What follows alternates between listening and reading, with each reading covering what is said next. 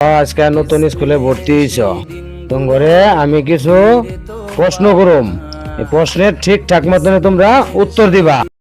ঠিক আছে স্যার, প্রশ্ন করেন। আচ্ছা তোমার প্রশ্নটা হইলো, আচ্ছা তুমি দাঁড়াও, বলো তো তোমার মাদারের নাম কি? স্যার, জননা বেগম। গুড। বলো তো তোমার ফাদারের নাম কি? আব্দুল হাশিম। বলো তো এই দেশের স্বরাষ্ট্রমন্ত্রীর নাম কি? ডাক্তার ইনুস। গুড। ঠিক আছে বাবু, তুমি বসো। বাবু তুমি দাঁড়াও তো, তোমার কয়টা প্রশ্ন করুম, তুমি দাঁড়াও। পরে জিজ্ঞাসা প্রথম বলো জিজ্ঞাসা ওর মার নাম, পরে জিজ্ঞাসা বাবার নাম, পরে জিজ্ঞাসা রাষ্ট্রপতির নাম। আচ্ছা স্যার, ঠিক আছে, প্রশ্ন করেন। আচ্ছা ওরে তো জিগাইলাম বাবা, এর একটু উল্টা পাল্টা জিগাই দেখি এ কি কয়।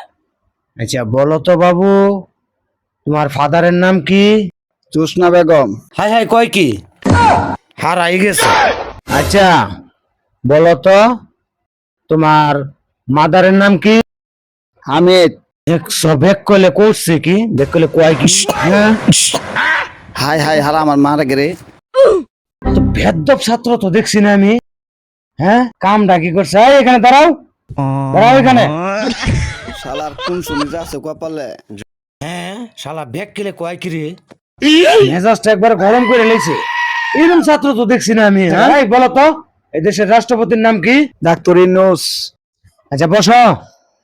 এইসব ছাত্রতা তো আমার চলতো না, সব বনাস।